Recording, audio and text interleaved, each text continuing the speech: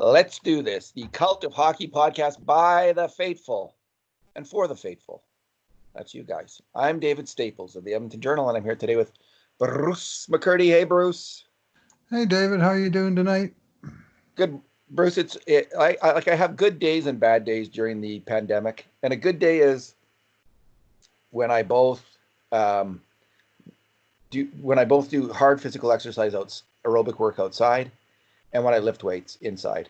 So if I do both those things, and usually I only do one, I don't know, I only have the energy for one at a time or whatever, I just work. But if I do both in a day, I feel great at the end of the day. So I'm feeling pretty good right now. Got It's both in. putting hair on your head, David. All that exercise. Jeez, Oh, it's at least everywhere, man. It's all on my over. face, on my cheeks. But I don't know about you, and I wonder if this is a lot. And I know that you've been walking a lot more. I wonder Uh, if a lot of people have been able to. This has been an interesting pause in a lot of ways. It's like to think about your life, where it's headed, where it's going to be going the next 10, 15, 20 years, if we're lucky, you and I, and how it's going to turn out. And it's been that kind of moment for all of us. And do you feel the same way? Time for reflection. Oh yeah, absolutely. I ponder that kind of thing every day, and part of my thing is the realization that we're not guaranteed 10 or 15 or 20 years. We're not necessarily guaranteed that many days. The way this virus has come up and snatched away people. And so I'm just trying to make the most of each day as it comes and make sure I get out into the world and appreciate some of the fine details. Today I got to appreciate my first time trapped out in a severe weather event. That was fun. There was a full-blown thunderstorm going on while I was about 2.5 kilometers from home. So I sort of camped out in a relatively dry spot and waited out the worst of it. I still got soaked, but I didn't rather than get pelted with rain, I just sort of got dripped on through the trees, and I did get soaked, but it was kind of exciting to be out there with all that noise. It can be the force of nature. Well, Bruce, you take care of yourself, Bruce McCurdy. I I don't know what we'd try do and do without that. you. So you take care of yourself, my friend. I try and do that. This is your what kind of beer is that again, Bruce? Prince of Darkness Coffee Stout. I limit myself always to a maximum of one beer a day, usually more often zero than one, but I do have one once in a while, but only ever one. And today it's a Prince of Darkness Coffee Stout. What's not to like? Now that will put hair on your chest and your head and everywhere on your body, Bruce. This time of reflection, the one thing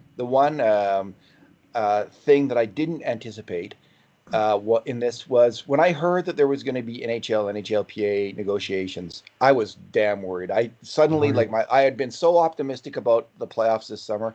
As soon as I heard that, I had a moment of doubt. Not about that they could stage the playoffs. Of course they could. I always thought this, but man, but I think the players and the owners had a moment of reflection too, Bruce, Yeah. and a really serious moment, and they realized we cannot screw over our fans again. We Yeah. cannot screw over. We've got to be adults here for once. I might add. Well, maybe that's Yeah. too harsh, but sigh. But we've got to. We can't be the greedy guy this time. We can't be the greedy group, and they both can be greedy in their different ways. And I think that they set that aside, and they good for them. And they not only came up with a deal, Bruce, that obviously makes sense for both sides. They're back in the Olympics, which is huge Mhm. for hockey fans. That's all what we got out of it was, we get to watch them play hockey, but we also got them in the Olympics. And I just hated them being out of the Olympics. I love best on best tournaments, where there's no gimmick teams and where it is the best on best. We won't rail on about that again, but so I think there was a moment of reflection there too that really paid Yeah. off. Well, yeah, I think they all realized they just couldn't afford to try and bring hockey back in 2021 and then bring on the new team and already there to be sort of rumblings about, CBA and, how in the past lockouts, the three of them, each time there was sort of this sense of foreboding for months upon months before it ever actually got to uh, the lockout itself. And I mean, with I mean, that would have been a crappy way for the new team to try and come into the league, with those kind of doubts hanging over it. And as I've said here more than once, the NHL has already experienced its work stoppage for the 2020s, and we're in it right now. And Yeah. it's just not a stoppage of their own doing, but because it's happened, they can't afford another one. They got to pick up and start playing hockey and stick to the script for a few years while getting it, getting us back together. So my faith has been restored to, maybe those are strong words, but that there is a way forward that doesn't involve, catastrophic, uh, end game scenarios. So this time, I think the return to play was the players' big negotiating card, frankly, and they used it, and they got some fairly favorable terms this time, and the owners got what they wanted, which was the guys coming back and playing hockey this summer. Now, speaking of the return to play, there was a little bit of trepidation. There was a lot of trepidation about a month ago during the first phase when players came back to training camps. There was at least 20 positive tests at that time. Mhm. There's a lot of trepidation. We've seen other sports where there's been problems. MLS soccer, there's in the NBA, lots of positive tests, individual athletes. Although we've also seen in Europe with the European football leagues that have gone very well. My feeling a month ago when this happened, when there was all these positive tests, was not necessarily. It was more than I had expected, but it was not unexpected. You know, you were going to get a number of tests at that point, Right. but I thought they would learn from it. I thought they would get more serious and they would tighten up their protocols and they would get better at it. And I think that's what happened. I think it's probably safe to say at this point that's what happened, because when they did the testing on Monday, and I was bitching that they weren't releasing the results, I was Right. incorrect about that. Just As I released. was bitching, they were releasing the results.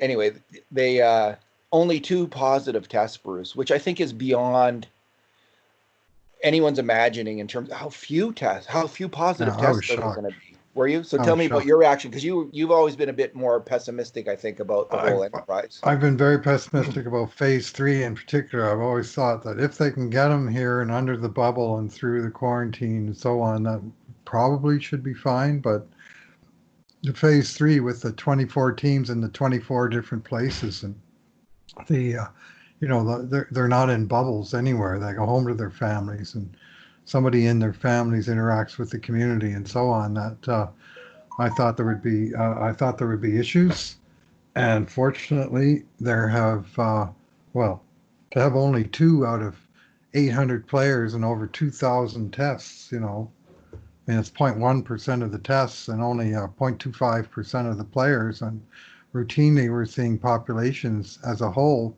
testing in the double digit percents in some American states. Here's my third prediction, my third big prediction of this whole thing, Bruce. The first one was that they were going to have playoffs. The second one is they're going to learn from their mistakes, have fewer tests. The third one is by the end of this, people are going to be saying this was the best playoff year ever. And I think people are going to be saying that because I think this is going to be more meaningful. It's going to hit us in a different way, in a strange way, watching this whole thing unfold in a way that is maybe hard to understand right now. But I just think the fact that this is a sign of life, that the world's getting on with things. I think that's going to be meaningful for people to see. This is a very tangible example of that, and we've had other ones, businesses opening up, but Hmm. this could be like the first time. I don't know if you experienced this, like my friend, my high school friends, and I've got some very close friends from high school still. About a month into it, we all got together on Skype all together at once, and it was just profound. Like it was such a moving experience. And I think hockey is going to have that, seeing our old friends, so to speak, on the ice and then watching them compete and just getting back into it and having this distraction that we all so desperately need from the politics, from the Right. debates, from the turmoil in the United States of America. Thankfully, not so much in Canada. I just think this is going to be a great deal of fun, more fun than we've had in a long time, and that's going to really hit us. So there you go. Yeah, well, I sure hope so. I mean, there's going to be elements of weirdness to it. I mean, starting the playoffs in August being obviously number one, and the circumstances of the teams being in the bubble, the expanded playoffs, the no fans. Like there's going to be a lot of things that seem strange because they're going to be strange. But just seeing, you know, grown men pursuing little black puck with sticks, it's just going to be fun to re-experience that and to once they start to play games in earnest, it should be great. Connor McDavid made a somewhat controversial comment this week. He was asked about whether Leon Draisaitl should win the Lester Pearson Awards and the Hart Trophy Award, both for one for the most outstanding player and the other for the most valuable player. And his quote is, quote, "He probably should, but I don't have a lot of faith in the media voting. So I don't know who is going to win, but it should be Leon. I think the players will get it right and they'll vote Leon, but you never know with that media." And, Jim Matheson of the Journal was on a second later and took it in good graces and kind of laughed about it, and McDavid laughed about it. So it was said in jest on a certain it level. sounded like a jest, but It sounded like a jest. It was a barb. It was definitely a barb. It's a barb.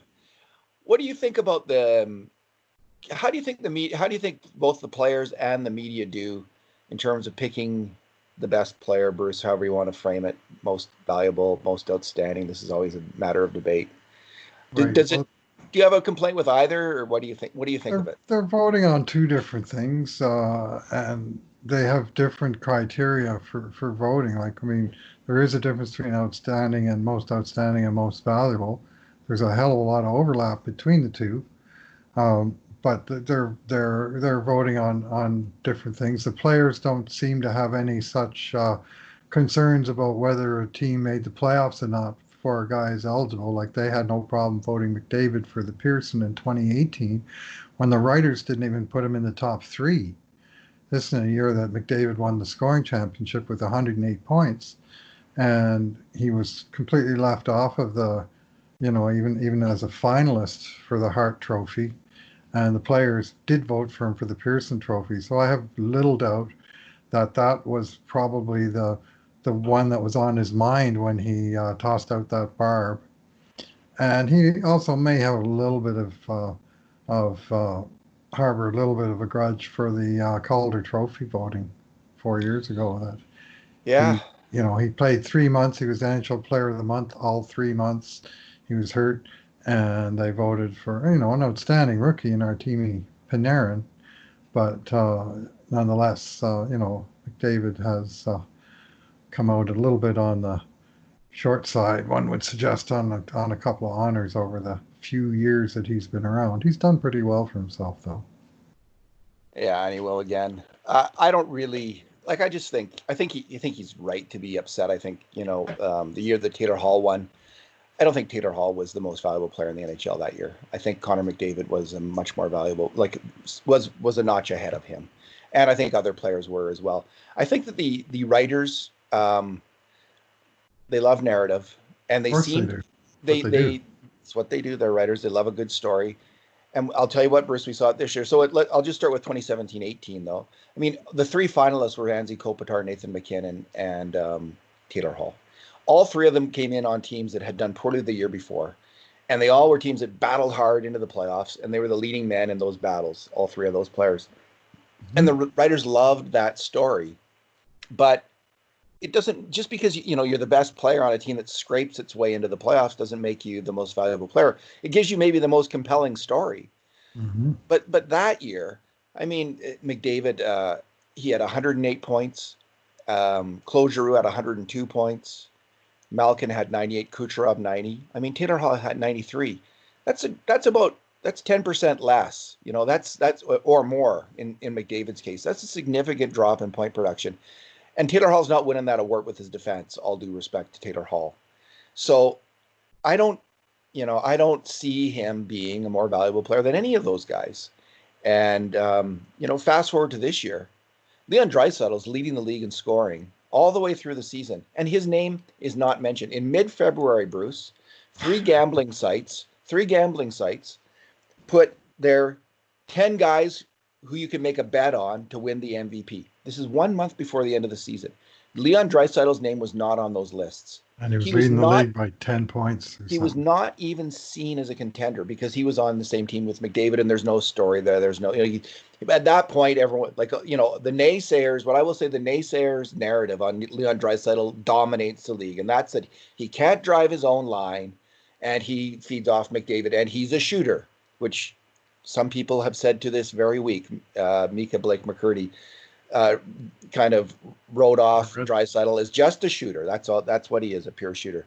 So that was the narrative at the time, and he had no chance of winning it. Suddenly, McDavid misses 6 games, and Draisaitl goes from having zero chance to being, by the end of those 6 games, the front runner to win it. And all that had to change was he had to get over that narrative. It's not like he changed as a player a whole lot. Yes, he played very well in those 6 games. 6 games, I think he had 10 points. 12. 12 points, and he was in the 3 wins. They had 3 wins, overtime loss, and 2 other losses. I think he was the first star in the 3 wins. Yes. So he played very well in that stretch, but he had played very well in big games all year long, and he had been leading the league all year long. Mm-hmm. But what changed was the narrative, and that's what the writers in the NHL go on, is the narrative. And suddenly the narrative was, oh, Leon Draisaitl can drive his own line, and suddenly he is the main leading man on a team scraping its way into the playoffs that wasn't expected to be there. Oh, yeah, I guess he's the MVP after all. We'll see. But at least he got votes this time because he got into the top 3. Last year, Leon was the first player in 7 years to score 50 goals and 100 points in the same season. First guy in 7 years to do it. Last guy who did it, Evgeny Malkin, in 2011-12, won the Hart Trophy with 99% of the possible votes. And in 2018-19, with 50 goals and 55 assists, Leon Draisaitl received 0 first place, 0 second place, 0 third place, 0 fourth place, and 0 fifth place votes for the Hart Trophy. He didn't get a single vote, not even a consolation 5th place vote did he get. It was just shocking. It was like, well, Edmonton didn't make the playoffs, and he's got McDavid on his line. I mean, anybody could score 50 playing with McDavid. That's why there's so many 50-goal scorers around. And it was just so that there's that kind of in the background too, and hopefully some of these voters will see that Leon's got a little bit of sustain to his game. He put another fantastic season on top of the fantastic season he had last season, and he won the scoring championship by enough points that he's going to automatically get some first place votes. And I think he'll win, but I think it'll be close. That's my prediction. The narrative changes for every player once they win the Stanley Cup, of course. Yes. Suddenly it changes a lot. And so I did a statistical analysis first where I looked at 8 different stats. I won't get into what those stats were. Just to see, if you just go by the numbers and you try to pick the most significant of publicly available numbers for rating a player, plus a subjective determination of their defensive value as one of the categories. So these eight different categories. And they're things like points and even strength, plus minus relative to team. And I'm just trying, and percentage of goals that you're in on for your own team, things like that. So in 2017-18, the winner would have been McDavid, and then Giroux and Malkin would have been the 2 finalists. And this year, the 3 finalists would be Draisaitl, Pastrnak, and McDavid. So I know there's a huge, the most vocal contingency is out there for Artemi Panarin. But if you just go by the numbers and you just, like, I just plug these numbers in, I'm using the same numbers that I used in 2017-18, and Panarin really wasn't that close. He's not, there was a few categories where he was pretty lacking. He's not much of a power play performer, it turns out, this year compared to the other guys. He was really good at great at evens. Fantastic, by far the highest even strength points per 60, which was one of my categories.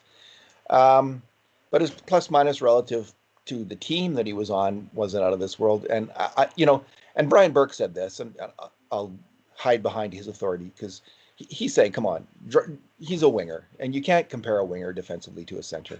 And if you don't understand that about hockey, and I think I said this last week, if you don't understand that the center and the wing, like, it's just 2 fundamentally different positions, and the center position is way, way, way harder, then you don't understand anything about hockey, honestly.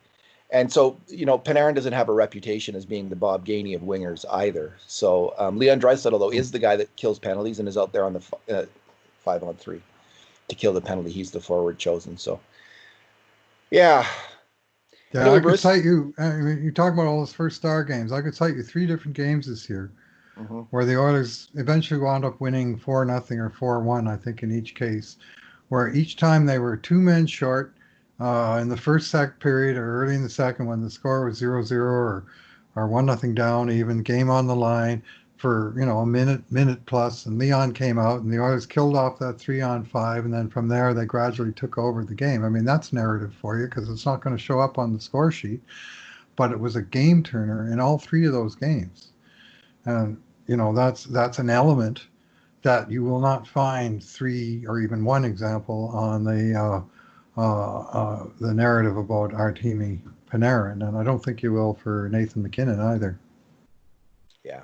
The wingers are the strikers of hockey, and the centers are the central midfielders. And the central midfielders in football and soccer just have a absolutely fundamental defensive role, and so do the centers in hockey. Bruce, I think that all of this is going to really fuel McDavid in the playoffs. And we touched on this last time, but I was listening to Elliot Friedman's podcast from this Wednesday, and he was talking about how he thinks McDavid's going to be a house on fire in these playoffs. And he's thinking that because these slights, not getting the votes, not getting the votes in the MVP, and he was comparing it to the Michael Jordan um, thing that just aired on Netflix, this fantastic documentary series on Michael Jordan. And I can see aspects of Jordan's personality when I see McDavid, um, his edginess and his Hmm. competitive drive. I can see elements of that. And yeah, so Friedman is predicting that we're going to see the same kind of. McDavid's going to use this as fuel to rocket him forward in the playoffs, and he's going to be a quote a house on fire in the playoffs.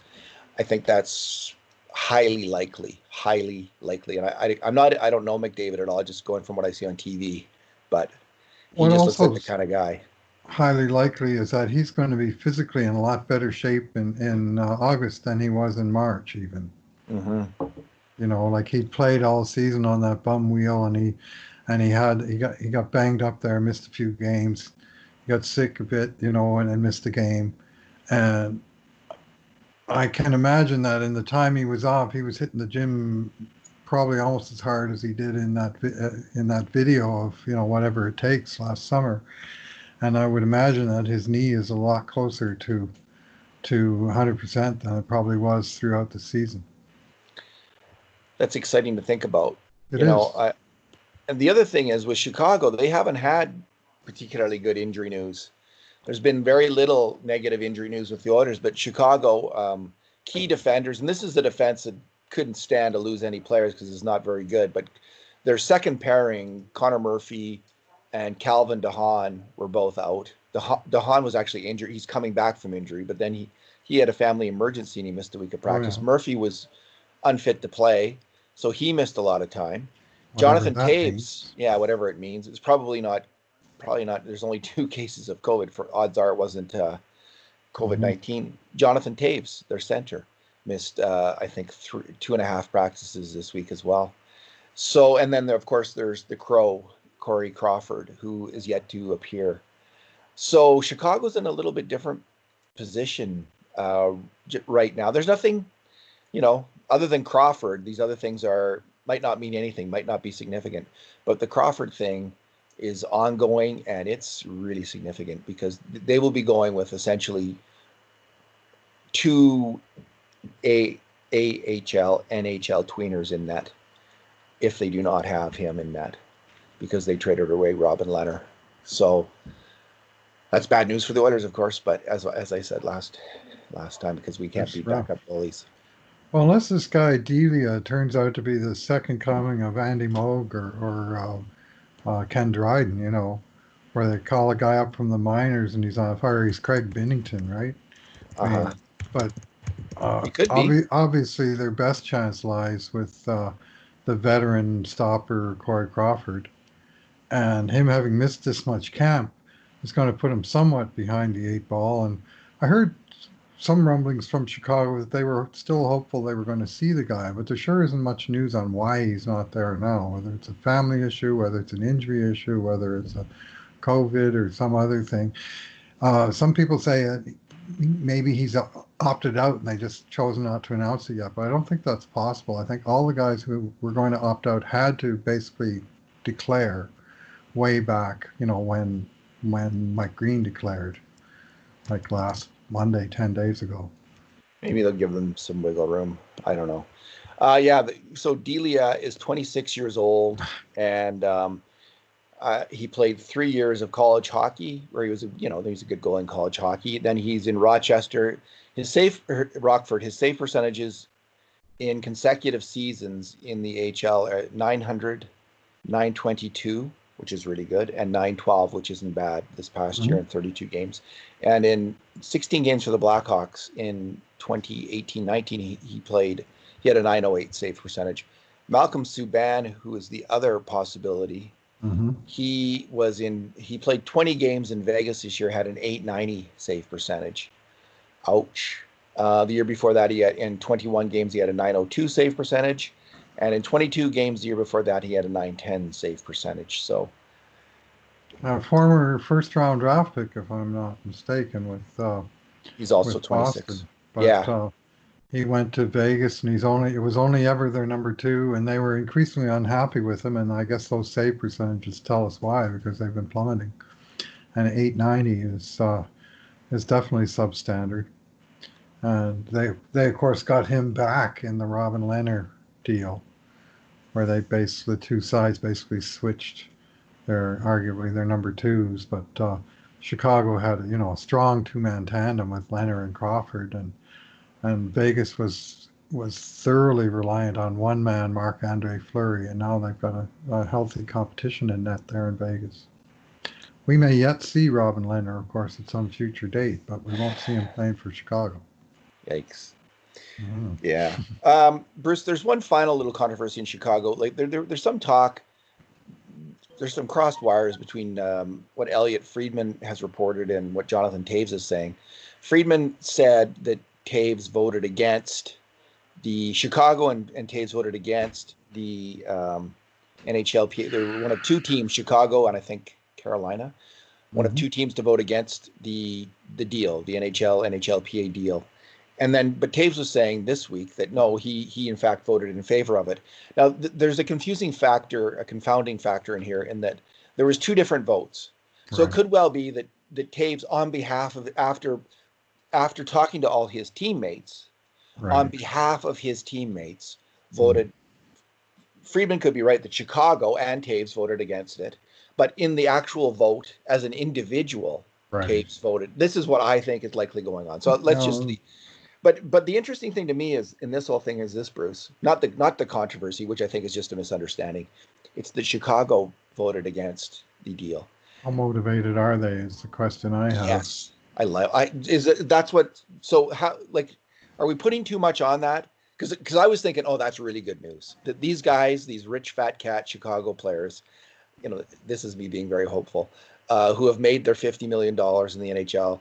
They don't even want to come back and play in the playoffs. That's very good news. So that thought popped into my head. How crazy is that, Bruce? Well, it's crazy, but it's a crazy year and it's a crazy situation. I mean, I've made the point, I think, before, so I won't belabor it. But a team that wins in the play-in series has a 1 in 16 chance of winning the Stanley Cup, assuming they're as good as the other remaining teams. And a team that loses in the play-in round has a 1 in 8 chance of landing Alexis Lafreniere. So there really is more of a mixed motivation,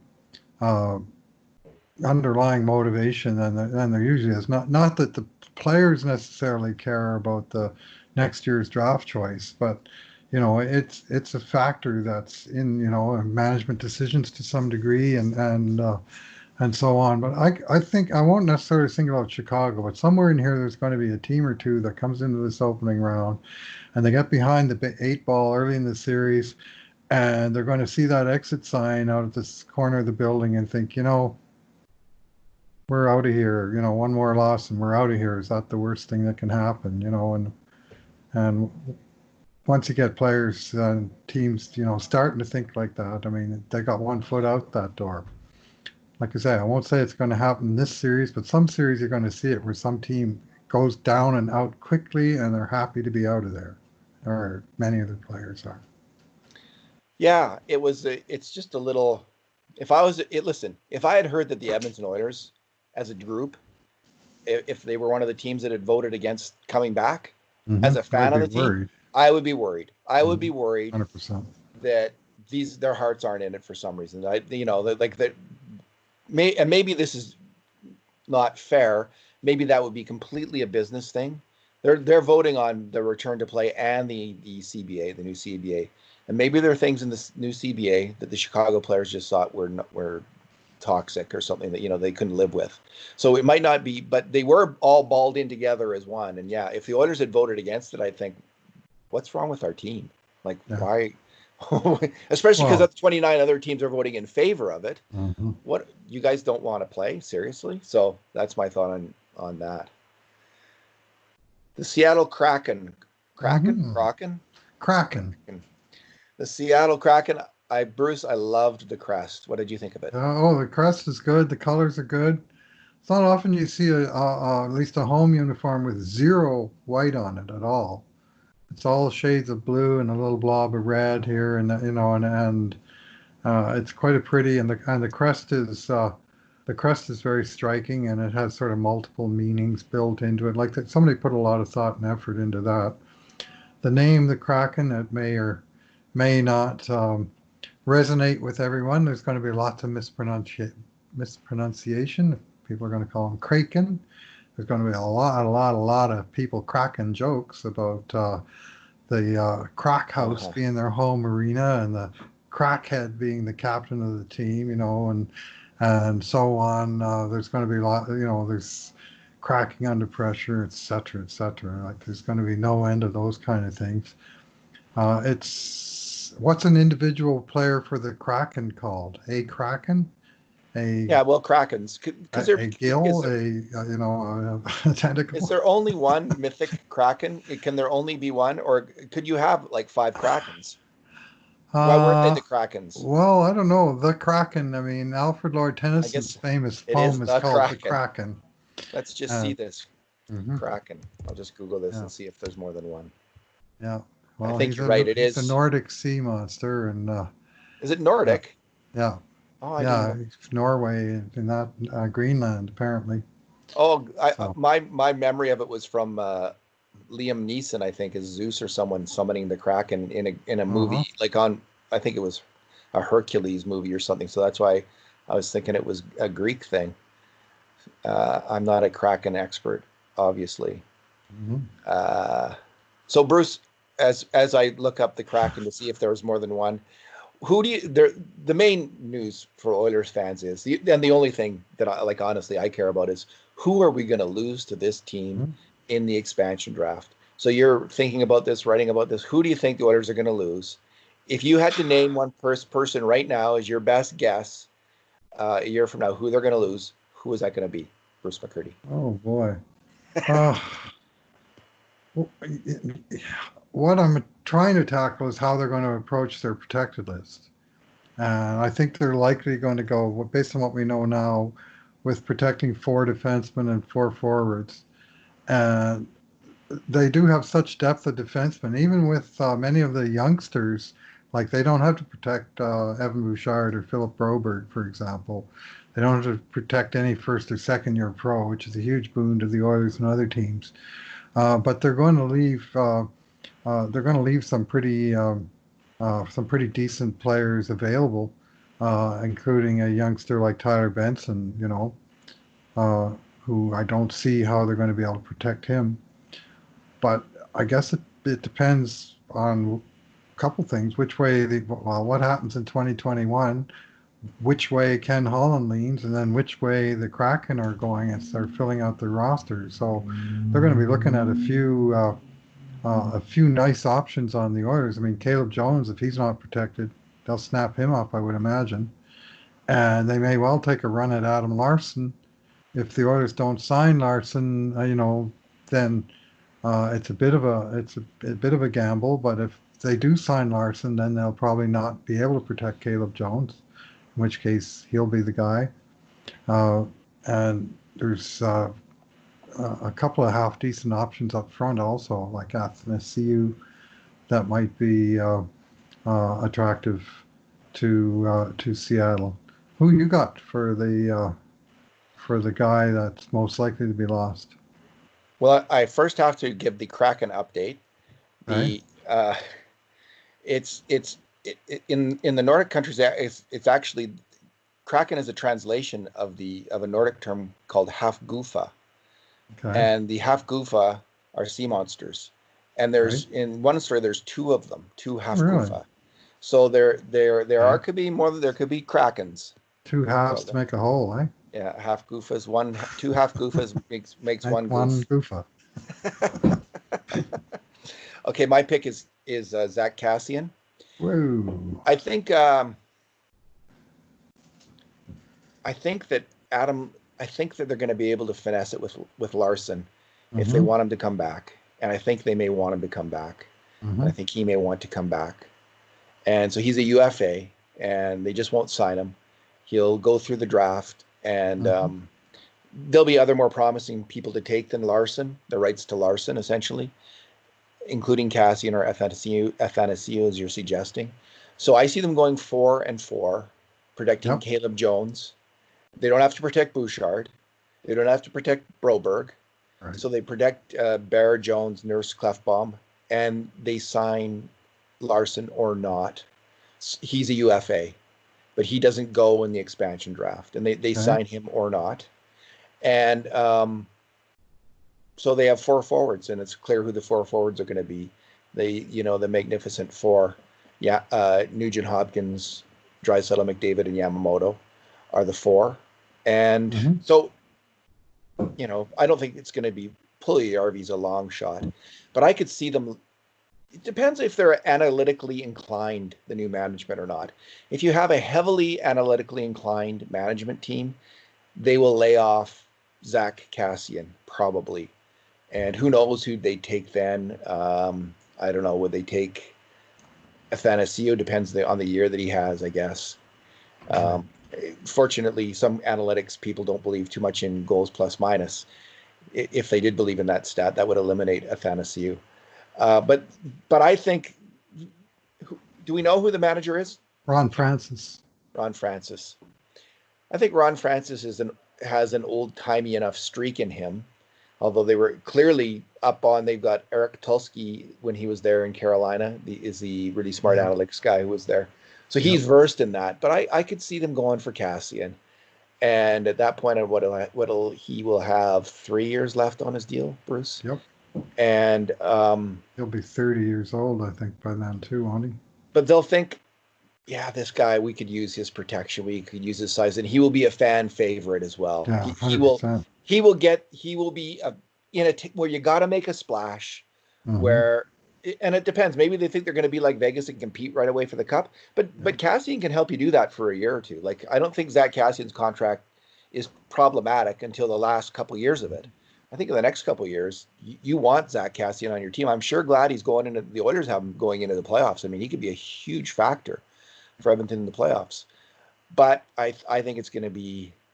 I think the Oilers are going to lose Zack Kassian in the expansion draft. So there you have it. And That's as it will good be a a guess as any. mournful day for many an Oiler fan, and others will be celebrating because there's a faction that really. I think everyone kind of likes the player, almost everyone, but there's a lot of people who don't like that contract too much. Hmm. Yeah, I put me in that camp. I wasn't too thrilled with the contract and the way things subsequently went down. It worked out very well for Cassian that he was already locked up on a long-term deal when the COVID hit, because that changed the equation for a lot of free agents this summer. Alrighty, Bruce, I want to end it with one final thing. Okay. There's a person who should be in the Hockey Hall of Fame, and I'm actually kind of shocked that he's not, and that is John Tonelli. John Tonelli was, in my view, after Mark Messier, probably, and I think he may have been the second best power forward in the NHL in the 1980s. He was on the 4 New York Islanders Stanley Cup teams, and he wasn't just on those teams. He was one of the 2 or 3 best players in the playoffs every single time. He was just a force. And in the 1984 Canada Cup, a hugely significant series for Canadian hockey. He was one of the best players for Team Canada. He wasn't just on the team. He was an absolute force for Team Canada, and in the historic winning goal. I think he won the puck in the He corner. dug it out of the corner, yeah. Put it back to Coffey and put it on net, and like a stone dropping out of the mists of eternity, or however Ken Brown put it. Mike Bossy tipped it in. Bruce, I don't know how that didn't happen, that he's not in there, so I'm just going to say John Tonelli deserves to be in the Hockey Hall of Fame. Okay, yeah, he missed he was in Calgary, of course, too, for 2 years plus a bit, but he got traded out of there just before they went on to win the Cup in 88, 89. He was not on that team. They traded him. He went. I guess he went as a free agent to LA in summer of '88. Yeah. Not shown as a trade. Yeah. So he was. But he was a force in Calgary as well. We got a belly full of him in that '86 famous Battle of Alberta. Was he in that one? Yes, he sure was. They traded for him at the deadline, and he had a strong playoffs for them in '86. He was just a great hockey player. Pretty indomitable group, that Calgary team, and he was part of that.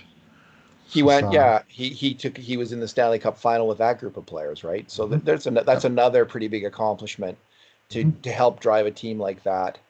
Not a great team, honestly. Yeah, he was in the final 6 times in 7 years. Their top scorer in the regular season was Dan Quinn. And then he fell off a cliff in his 30s, but like many power forwards, that's true, and especially guys that have a lot of 100-game seasons along the way because they played deep into the playoffs year after year. Yeah, the body just goes. That was part of the Milan Lucic issue, I think, and we've seen it before, for sure. Here's a final one for you. Who do you think is going to score more goals in the playoffs this year, Milan Lucic or James Neal? Oh. Well, I'm going to go with Neal. I think Neal's going to have a big playoffs. And I'm going to write a post about this. I think he's going to have a big playoffs. I think he's going to be really good for the Oilers and probably work his way up the lineup into the top 6 by the end of it. I just think he's that kind of veteran guy who, for a short period of time, can absolutely go for it, and with the ferocity and intensity and kind of veteran know-how that a younger player might lack. So I'm seeing James Neal good for these playoffs. As for Lucic, my view of his playoffs were seriously colored by his performance in 2017 with the Oilers, when he really didn't come through for the Oilers in those playoffs. And he was, it's 3 years ago, so 3 years younger then. So I think it's actually quite an easy bet, but I am expecting quite a bit from James Neal. He's my. Well, this will be Neal's 10th year in a row in the playoffs. Yeah, which itself is no mean feat. When it's pretty much a toss-up, he's been on good teams, obviously, but he's been part of the reason they were good teams. At least all those teams were Calgary. And he's played 104 playoff games, which is the most on the Oilers, which is why I'm convinced he'll be in the lineup right from the get-go. And he's got 31 playoff goals, which is, again, by far the most on the Oilers. So in Mike Green's absence, in fact, if you don't include him at all, James Neal's got more playoff goals than the rest of the roster combined. I think they'll be playing him. Flames fans will come back and say, well, he was so crappy last year that he played 4 games in the playoffs and then got benched for the rest of the playoffs. That's true. Yeah. And and that's fair enough. What can I say? The 2 years before that, though, James Neal was on teams that went to the Stanley Cup Finals. Yep. And he was like about a point every second game guy. And that's what I see him doing on the Oilers this year in the playoffs. Kind of a point, throwing in a point every second game, and being a really solid player for Edmonton. Alrighty, Bruce. Well, man, we have been through now months of this. We've made it through, I think, to the other side. It's safe to say that I think the playoffs are going to happen for sure at this point. And we're going to get some hockey soon, some real hockey. But somehow, Bruce, we found a way to do all these podcasts, having very little real hockey news to talk about. So I want to thank everyone who's stuck with us and listened to these. It's been great to see the response to these podcasts, everyone listening in and Yeah, following along. And getting some positive feedback as we do from time to time is a motivator for us to keep them coming too. It's, people are desperate for different news and COVID all the time, and we're happy to provide that. And at least food for thought and a little hockey discussion never goes amiss in this country. The what they call it, the hot stove discussions back in when I yeah, first started watching yeah, hockey. They had the hot stove league, and I think that's never gone out of style, to be honest. we love our hockey and we love Sure talking do. it. All right. Thanks again, Bruce. Thanks for talking tonight. Thanks for listening, everyone. And in the meantime, and in between times, this has been another edition of the Cult of Hockey podcast.